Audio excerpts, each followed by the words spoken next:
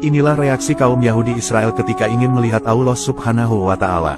Pada zaman Nabi Musa alaihissalam, banyak kaum Yahudi Bani Israel yang membangkang dan menentang ajaran yang dibawa Nabi Musa alaihissalam. Dahulu, ketika Nabi Musa pulang dari bermunajat di Bukit Tur selama 40 hari, beliau menyaksikan kekufuran orang-orang Yahudi Bani Israel. Mereka kedapatan tengah menyembah patung anak sapi buatan mereka sendiri. Melihat peristiwa itu, Nabi Musa lantas sangat marah kepada mereka, berani-beraninya mereka menyekutukan Allah Subhanahu wa Ta'ala. Kemarahan Nabi Musa kian tidak terbendung. Beliau lalu melemparkan papan kitab Taurat dari tangannya. Nabi Musa lantas memerintahkan mereka untuk mentaati ajaran isi kitab Taurat, namun dengan lantangnya kaum Bani Israel menolaknya dan berkata, "Kami mendengar dan kami durhaka." Sulit sekali memang untuk meluruskan dan menyadarkan orang-orang pembangkang.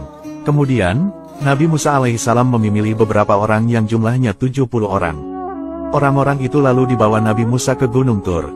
Disinilah Allah Subhanahu wa Ta'ala menunjukkan kebesarannya. Allah kemudian mengangkat Gunung Tur di atas kepala mereka. Namun, mereka akhirnya menerima ajaran kitab Taurat dengan terpaksa. Begitu kerasnya hati kaum Bani Israel.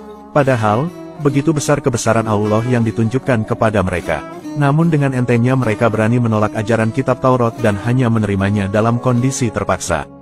Kekufuran kaum Yahudi Bani Israel semakin hari semakin menggila.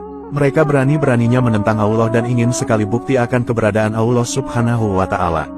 Suatu ketika orang Yahudi Bani Israel meminta agar Allah diperlihatkan secara kasat mata. Mereka ingin melihat Allah secara jelas dan nyata. Padahal permintaan itu jelas tidak diperbolehkan kecuali kelak di akhirat. Permintaan konyol orang-orang Yahudi Bani Israel itu lantas membuat Allah Subhanahu wa Ta'ala marah besar. Allah kemudian menurunkan bencana berupa petir halilintar. Halilintar itu lalu menyambar tubuh-tubuh kaum Bani Israel hingga akhirnya nyawa mereka hilang secara mengenaskan.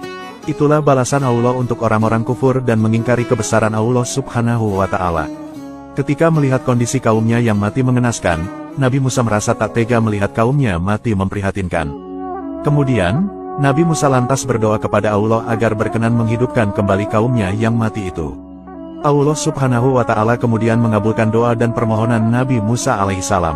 Setelah itu, hiduplah kembali orang-orang Bani Israel itu. Allah Subhanahu wa Ta'ala berfirman, "Kemudian, kami membangkitkan kamu setelah kamu mati agar kamu bersyukur." Quran Surat Al-Baqarah ayat 56. Begitu besar nikmat Allah yang diberikan kepada Bani Israel agar supaya selalu bersyukur. Peristiwa ini juga menjadi mukjizat Nabi Musa untuk kesekian kalinya. Namun, meskipun sudah diberi banyak sekali kenikmatan hidup, orang-orang Yahudi Bani Israel rupanya masih tetap membangkang dan menolak ajaran dan perintah Allah Subhanahu wa Ta'ala. Allah kemudian kembali menurunkan azab kebingungan kepada mereka.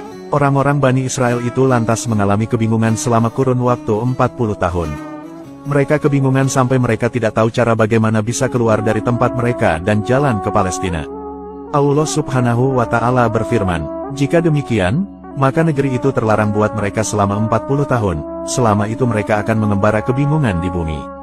Maka janganlah engkau Musa bersedih hati memikirkan nasib orang-orang yang fasik itu." Quran Surat Al-Maidah ayat 26. Waktu itu kaum Bani Israel terdiri dari 12 kabilah. Allah memberikan azab kebingungan kepada mereka setelah penolakannya masuk Palestina. Nabi Musa rupanya memang sangat sedih terhadap nasib kaumnya itu. Nabi Musa lantas mengeluarkan mukjizatnya yang baru. Hanya dengan menggunakan tongkatnya, Nabi Musa lalu memukulkan tongkatnya itu ke batu dan keluarlah 12 mata air. Mata air itu sebanyak jumlah kabilah Bani Israel yang tengah merasa kebingungan. Dengan air itu, kaum Bani Israel bisa menggunakan air itu untuk berbagai kebutuhan seperti minum dan mencuci. Di masa kebingungan itu, suatu waktu Nabi Musa bertemu dengan Nabi Khidir alaihissalam. Nabi Khidir adalah seorang nabi yang masih hidup hingga sekarang ini. Allah memberikan umur panjang kepada Nabi Khidir karena dahulu pernah meminum air kehidupan. Tidak sembarang orang yang bisa menjumpai Nabi Khidir alaihissalam. Kepada Nabi Khidir, dahulu Nabi Musa belajar banyak hal dan pengetahuan baru seperti ilmu hikmah dan kebijaksanaan. Dalam perjalanan itu, Nabi Musa didampingi oleh muridnya yang bernama Nabi Yusya bin Nun yang kelak juga akan menjadi nabi dan memimpin Bani Israel.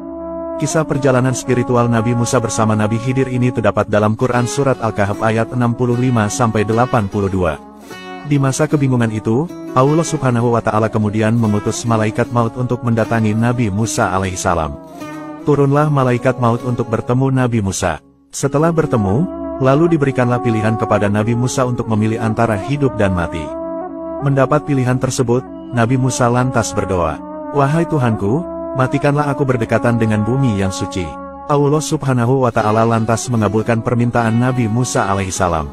Malaikat maut lantas mencabut ruh Nabi Musa yang jaraknya sangat dekat dengan Baitul Maqdis di Palestina, yaitu jaraknya hanya 1 lemparan batu dari Baitul Maqdis. Semoga kisah ini bermanfaat.